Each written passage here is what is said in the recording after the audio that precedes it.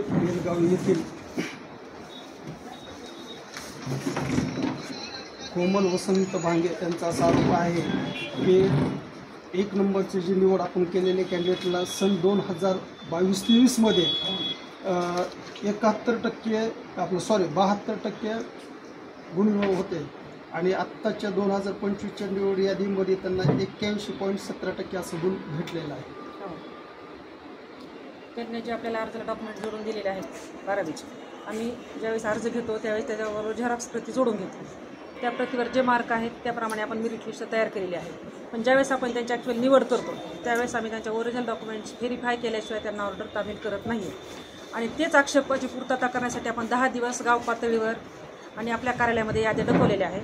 काही जर आक्षेप असेल गावातील लोकांना, त्या 1 नंबरला जी निवड झाली त्याच्याखाली जे 2-3 आहेत त्यांना जे काही आक्षेप असेल तो आक्षेप नोंदवण्यासाठी आपण 10 दिवसाचा कालावधी दिलेला आहे. त्याची आपण शहानिशा करूनच त्यांना आपण ऑर्डर देणार, ओरिजिनल डॉक्युमेंट्स पाहूनच. भुले मनीषा भरत हे 3 नंबरचे कॅन्डिडेट असल्याच्या नंतर तर त्यांचं BEd झालेलं नसताना आपण त्यांना 2 गुण दिले.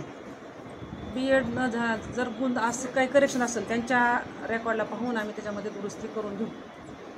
जर झालं असेल या अगोदर त्यांचं आपण रेकॉर्ड पाहिलं होतं का?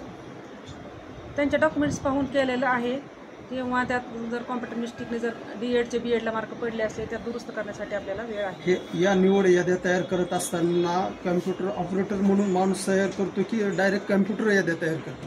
नाही, माणूसच तयार करतो. माणूस हा चुकीचा पुतळा आहे. चूक झाली तर आपल्याला दुरुस्त करण्यासाठी 10 दिवसाचा कालावधी दिलेला आहे आपल्याला. दुसरं एक कॅन्डिडेटचं म्हणणं आहे की त्यांच्याकडं BEdच्या व्यतिरिक्त कृषी असे अनेक डिप्लोमे केलेले असताना त्याचे त्यांना गुण प्राप्त झालेले नाही. तर GRमध्ये बाकी डिप्लोमाला त्याला दिलेलं नाही. GRमध्ये काय सांगितलं, DEd झालं असेल, BEd असेल, पदवीधर असेल, त्याला मार्क दिलेला आहे. त्याप्रमाणे आपण त्यांना मार्क दिलेले असतात. जर एखाद्याने शैक्षणिक डॉक्युमेंट आपल्याकडं बोगस म्हणजे डुप्लिकेट जर दिलेले असेल, त्या आधारे जर गुणवत्ता आपल्याकडून प्राप्त करत जर असेल, जर भविष्यामध्ये हे जर आपण सत्य पडताळणी जर केली आणि ते जर दोषी आढळले तर आपण त्याच्यावर काही गुन्हे दाखल करणार आहात का? आपण त्याच्यावर नक्कीच कारवाई करणार. असं आपल्याला बोगस आढळून आपण नक्कीच कारवाई करणार. अशा केस तालुक्यातून एकूण किती ठिकाणी असं झालेलं आहे? फक्त पहिलंच कॅन्डिडेट आम्हाला असं बेलगावचं, ते पण प्रत्यक्षात त्यांच्या ओरिजिनल डॉक्युमेंट्स आम्हाला पाहायला मिळाले नाही आहेत. आणखी त्यांना मी मागणी केलेली आहे नंबर 1ला, त्यांनी दिलेलं नाही आहेत. त्यात जर त्या सापडल्या तर नक्कीच आम्ही त्यांच्यावर कारवाई करणार. आजपर्यंतची जी निवड यादी आपण कशा आधारे आणि कशा ते ढकललेले आहेत?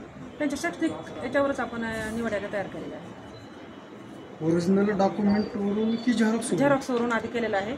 आणि ज्यावेळेस त्यांची निवड होईल त्यावेळेस आपण ओरिजिनल डॉक्युमेंट्स व्हेरीफाय करूनच त्यांची आपण ऑर्डर तामील. संबंधित कॅन्डिडेट जे आज जे तक्रार करतात त्यांनी आपल्याकडे काय हरकत नोंदवलेली आहे का? नाही, त्यांचा तक्रार अर्ज आलेला आहे. त्यांचा तक्रार अर्ज आपण निकाली काढणार आहेत 26 तारखेच्या नंतर. 26 तारीख लास्ट आहे उद्याची, त्यानंतर आपण निकाली काढणार. एकूण या भरती प्रक्रियेमध्ये तालुक्यातून किती तक्रारी अर्ज आपल्याकडे आजपर्यंत झालेले आहेत? तक्रारी अर्ज आपल्याकडे जास्त नाही आहेत. 10 ते 15 गावांचे अर्ज आहेत आणि नॉमिनल तक्रारी, जास्त काय सिरियस तक्रार फक्त बेलगावमध्येच जास्त तक्रारी आहेत, बाकी ठिकाणी तक्रारी नाही आहेत. अंगणवाडी सेविका भरती प्रक्रियेमध्ये खोटी कागदपत्रे दाखल करून खोटी निवड यादी जाहीर केली असं आपण माननीय गट विकास अधिकारी केज यांना आताच निवेदन दिलेलं आहे. तर नेमका कसा प्रकार घडला, काय सांगाल त्याबद्दल आपण? नमस्कार, मी भांगे कोमल वसंत मोजा बेलगाव येथील रहिवासी असून मी एकात्मिक बालविकास सेवा अंतर्गत अंगणवाडीची जी भरती चालवली होती त्यामध्ये अंगणवाडी सेविका पद 1 यासाठी अर्ज केलेला होता. तर त्यामध्ये कॅन्डिडेट उमेदवार क्रमांक 1 आणि 2 यांनी बोगस कागदपत्रे जोडून मला नोकरीपासून वंचित ठेवण्याचा प्रयत्न केलेला आहे. नेमकं कॅन्डिडेट 1 कोण आहे? 1 नंबरचे कॅन्डिडेट कोण आहे? आशा सुबराव गुले यांना 12वीला जी म्हणजे 2022-23 मध्ये जी भरती करण्यात आली होती त्यांना 12वीच्या म्हणजे टक्केवारी जी आहे ती 72.17 आहे. आणि 2024-25 मध्ये जी राबवण्यात आलेली आहे अंगणवाडी सेविका पद क्रमांक 1ला जी भरती प्रक्रिया राबवली गेलेली आहे त्यामध्ये 81.17 अशी झालेली आहे. म्हणजे त्यांच्या 12वीच्या गुणवत्तेमध्ये जे आहे त्याच्यामध्ये तफावत आहे असं तुमचा आरोप आहे का? बरं, नंबर 2चं कोण कॅन्डिडेट आहे? मनीषा भरत फुले. त्यांना किती दाखवली गुणवत्ता? त्यांची 12वीची बरोबर आहे, परंतु त्यांचं BEd नसतानाही त्यांना BEdचे मार्क देण्यात आलेले आहे. बरं, तुम्ही संबंधित कार्यालयाकडे आपण काय हरकत नोंदवली का या प्रकरणी? हो, मी ऑब्जेक्शन घेतलं होतं, परंतु मॅडम सरळ सांगतात की आमचं नजर चुकीनं हे गुण देण्यात आलेले आहे.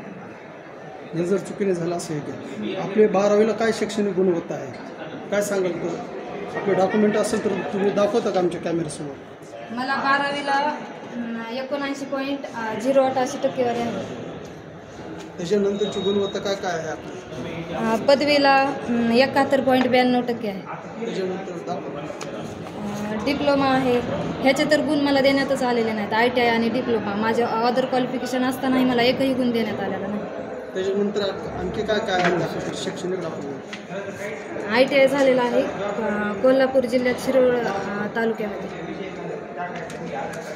आणि MSc देखील आहे माझी. त्याच्यामध्ये मला 100पैकी 87 गुण आहेत.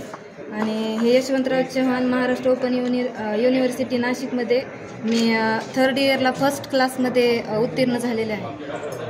इतकी शैक्षणिक गुणवत्ता आपल्याकडे अन्य डॉक्युमेंट असताना हे आपल्याला कमी गुण दिलेत का संबंधित कार्यालयाच्या कर्मचारी अधिकाऱ्यांनी? हां, तर जर आपल्याला आपण तक्रार केलेली आहे, तक्रारीचं जर आपल्या बाजूने जर निकाल नाही जर लागला तर यापुढे जाऊन आपण कसा लढा देणार आहात? मला जर यावर योग्य ती कारवाई नाही केली तर मी आमरण उपोषण करणार.